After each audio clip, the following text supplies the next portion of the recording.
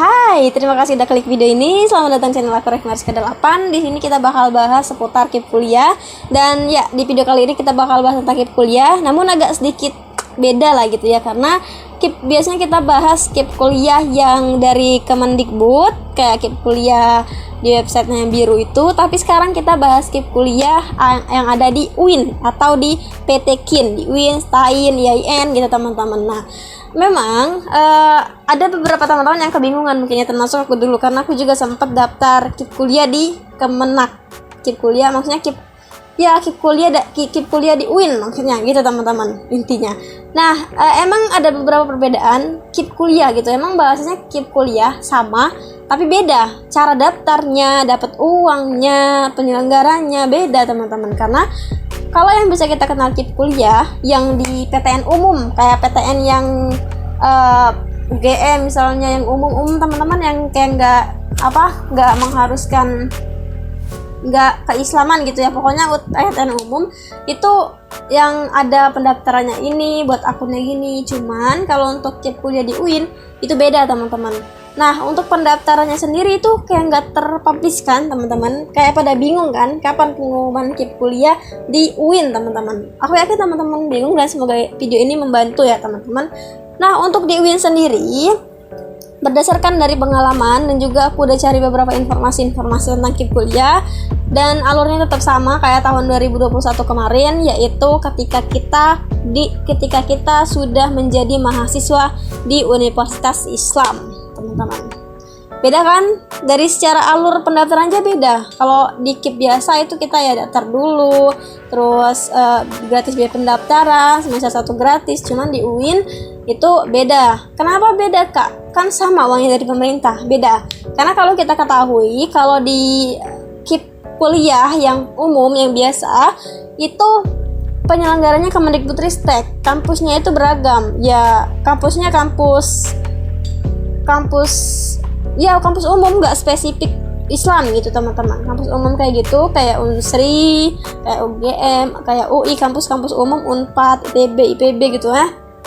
Nah, kalau untuk KIP kuliah di UIN itu siapa yang menjadi penyelenggara UIN itu? Adalah Kemenak, Kementerian Keagamaan gitu teman-teman. Nah, Kemenak ini yang menyelenggarakan KIP kuliah. Mereka punya alur pendaftaran dan juga prosedur yang berbeda teman-teman. Kedua, KIP kuliah umum dan KIP kuliah di UIN ini beda teman-teman.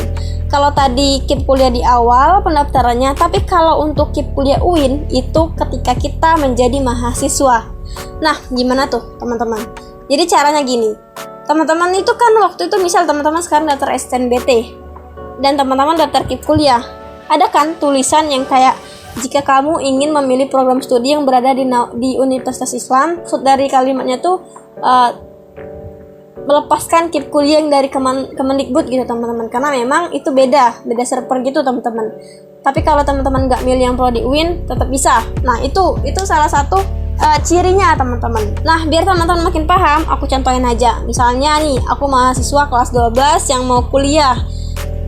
Anggaplah saja aku mau daftar UMPT KIN atau jalur tes kayak SNBT, UTBK SNBT, tapi ini ke UIN, khusus ke UIN. Dan aku melakukan pendaftaran aku fokus aja ke pendaftaran masuk kampusnya, fokus aja ke pendaftaran UMPT KIN.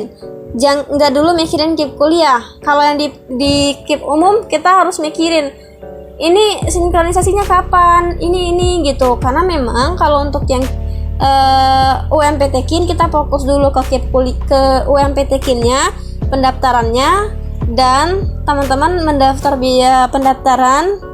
Lalu teman-teman mengikuti seleksi, tes, lanjut teman-teman itu pengumuman dari kelulusan teman-teman layak nggak masuk ke universitas yang teman-teman pilih itu. Nah, kalau seandainya layak, kalau seandainya memang teman-teman itu dinyatakan, oh ternyata aku lolos nih di UMPT KIN di Universitas Islam Raden Patah Palembang misalnya teman-teman. Udah, teman-teman masih belum nih kayak daftar KIP kuliah. Teman-teman bayar dulu biaya registrasi. Semua mahasiswa yang ada di UIN ya itu mendaftar biaya pendaftaran semester 1 seluruhnya. Karena kenapa aku bilang gitu? Karena beda sama yang di KIP kuliah Kemendikbud yang umum, itu dari siapa saja yang baru pelamar KIP kuliah itu pertama mereka digratiskan biaya pendaftaran UTBK, yang kedua semester 1 teman-teman mereka juga digratiskan gitu. Walaupun teman-teman mereka belum dinyatakan lolos juga untuk seleksi KIP kuliahnya. Kalau UIN beda lagi. Kalau UIN harus daftar, harus bayar dulu seluruh mahasiswanya gitu teman-teman. Nah, kalau udah nih misal di 3 bulan pertama teman-teman kuliah, barulah di situ nanti kayak akan ada ancang-ancang untuk pendaftaran KIP kuliah. Dan aku saranin banget teman-teman cari informasi-informasi KIP kuliahnya di akunnya kayak ada apa ya namanya itu, kayak Ikatan Mahasiswa KIP Kuliah gitu teman-teman. Mereka akan menjadi penghubung informasi KIP kuliah yang ada di UIN tersebut, ada di kampus Islam tersebut. Carilah IG-nya gitu, tanyakan, Kak kira-kira kapan gitu, Kak gimana strategi lolosnya gitu, tanyakan teman-teman. Karena memang ada beberapa informasi di salah satu kampus yang kurang masif gitu teman-teman, kurang menyebar ke seluruh mahasiswa. Dan ya biasanya kayak pendaftarannya tanggal sekian tiba-tiba udah tutup aja gitu teman-teman, dan yang daftar cuma dikit gitu teman-teman. Padahal ada beberapa mahasiswa yang pengen daftar cuman gak dapat info. Jadi untuk meminimalisir hal tersebut, teman-teman silahkan cari Ikatan Mahasiswa KIP kuliahnya atau Ikatan Mahasiswa Bidik Misi. Teman-teman bisa kepoin di situ, tanyakan kapan pendaftaran KIP kuliahnya. Nah, di situ ketika teman-teman mau daftar KIP kuliah, banyak banget lah berkasnya gitu, setiap karena itu yang menghandlenya kampus teman-teman nggak masuk ke website kayak KIP kuliah yang umum, ke website buat akun, karena setiap kampus, setiap universitas Islam itu berbeda sistematika prosedur untuk pendaftaran KIP kuliahnya.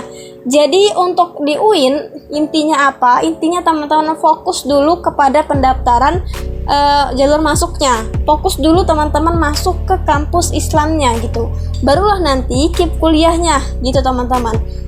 Tapi juga dibalik kata fokus dulu masuk ke kampusnya, teman-teman harus cari juga, pertimbangkan kampus tersebut tuh kira-kira besar nggak keterimanya teman-teman lolos gitu teman-teman. Karena kalau memang istilahnya nanti ternyata nasib kita belum di sana gitu ya, belum kesempatan di KIP kuliah di UIN, ya kita bisa ambil alternatif lain gitu teman-teman maksudnya.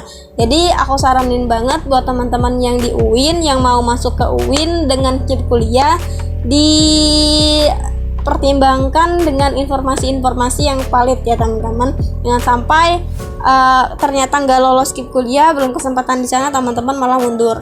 Tapi aku juga nyaranin bahwa ada banyak sekali beasiswa gitu teman-teman di luar sana yang memang hampir sama nominalnya dengan KIP kuliah, tapi juga butuh perjuangan untuk mendaftar seleksinya karena juga cukup banyak yang mendaftar gitu teman-teman. Oke?